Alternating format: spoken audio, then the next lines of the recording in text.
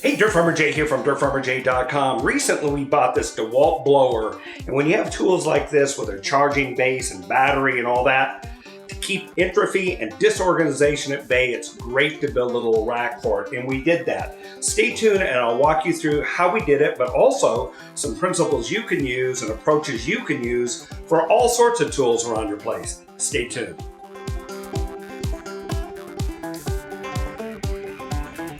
Hey, DirtFarmerJay here from DirtFarmerJay.com.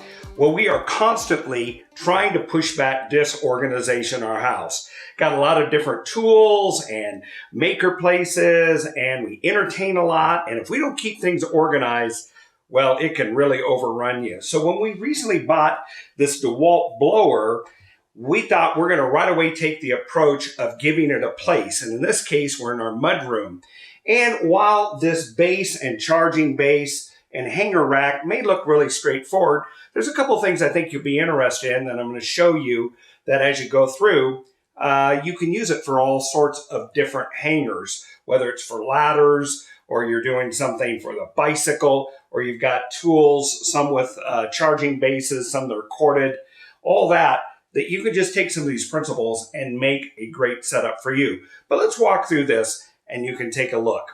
So the first thing you got to do is figure out the layout of this. And as you can see here, all I did is take the actual objects, the blower itself and the charging base, and laid it out on my work table, and then did a measurement around it to figure out what size of the background base do I need.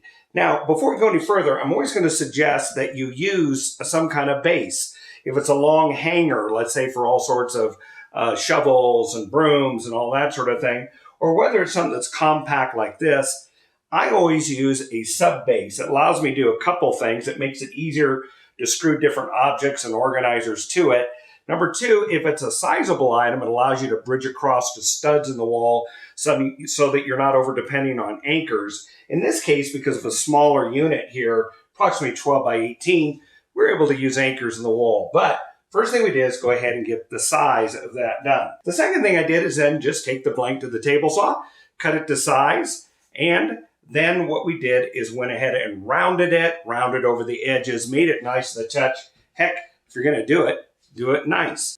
So the next thing we need to do was put keyhole slots in the back of this mounting base that the screws that were drilled into the wall would be protruding, and then this could be hung on it, slid over, and secured on the wall.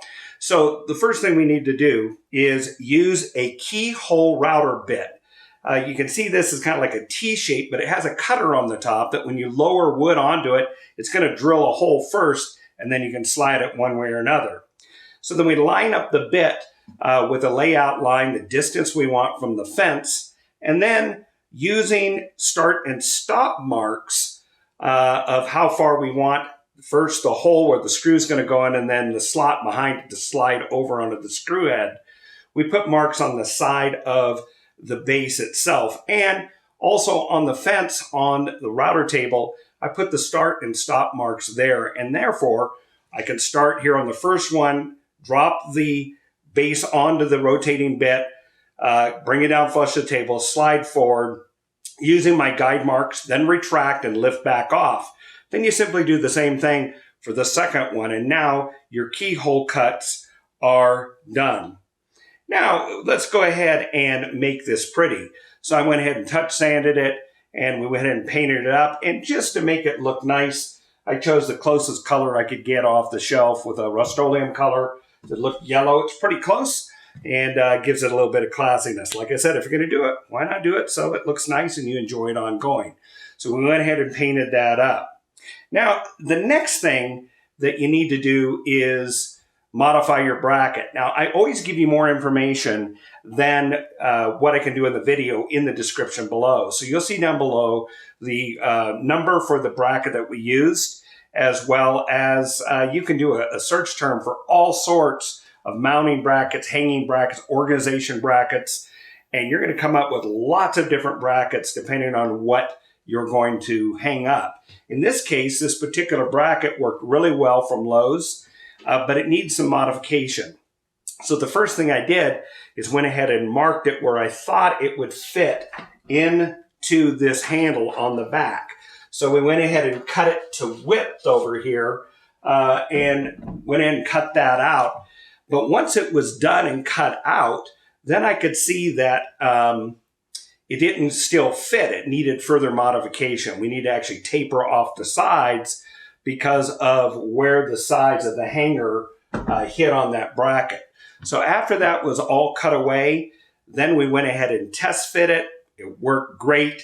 So what you don't see is that I went ahead and used a flat file, ground off all the edges, filed everything so we didn't have any burrs, and then just went ahead and spray painted it and made it look nice. And as you can see here, it looks very clean and almost looks factory. So that allows us now to hang that right up on there, no problem.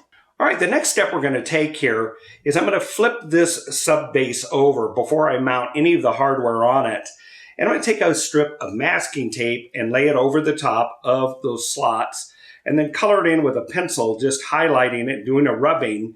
Now I can use that tape later on the actual wall, and I'll know exactly where I need to drill the screws in once I put a level line, and that it's going to fit perfectly. So we do that, remove that, now flip over the base, and now we're ready to go ahead and affix the bracket. So after determining where that's going to be and marking that, we go ahead and drill that in. The bracket is now in place.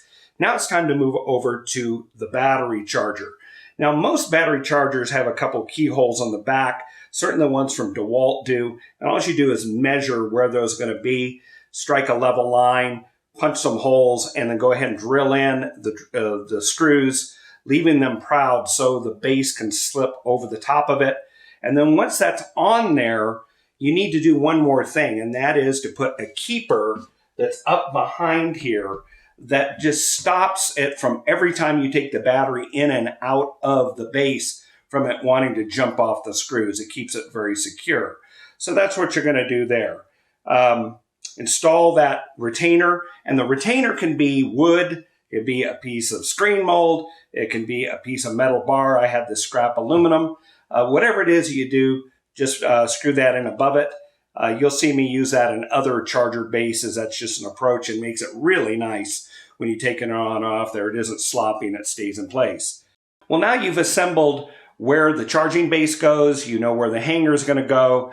It is now time to mount it on the wall. And so using your masking tape template, we go ahead and line that up, mark holes on the wall, do a little bit of pre-drill, and then we use these drill-in anchors using a cordless drill and just drive those in flush. Use moderate speed when you do that. The idea is not to overdrive them, but just bring them down flush.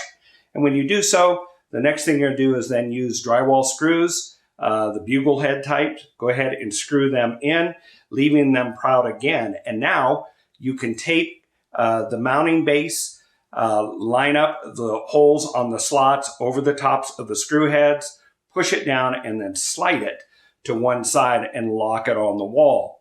Now to further secure it, we also put a lock screw down in the middle center. And here, I'll take that off of there so you can see it. There it is right there. That has stopped this from sliding around on the wall. So once that's installed, nothing's going to move. This feels solid. It's very nice, and so that works really well. Now, one other thing I want to mention to you. When you're building something like this, whether it's this or any other tool hanger you're doing, you're actually doing prototyping as you go along. There's a lot of trial and error to get to fit correctly. And you saw that earlier when I did this bracket. My first cuts weren't sufficient for this to fit correctly on there. So we had to cut these tapers back, and then that worked correctly. The second thing that happened after we got this mounted and I put it up here, we did not have this piece of square tubing here. And what would happen is when you'd hang this on the bracket here, this would tip back. I just didn't like the way it looked. Kind of looked like I just stopped the project in the middle, or this was an afterthought instead of a planned project. So we put this piece of 1x1 square aluminum tubing that I had and mounted it right here. When you mount this and then have that bump right there, this hangs vertical. It looks really nice. It's just a nice little touch. Well, we've been very pleased with both this setup, having this tool in the house, and you can check it out right here at this video where we do a review on this actual unit. I think you will find this to be a great addition around your home. If you found this to be helpful, make sure you like it. Check out our merch at DirtFarmerJay.com. Until the next time, this is Dirt Farmer Jay from DirtFarmerJay.com.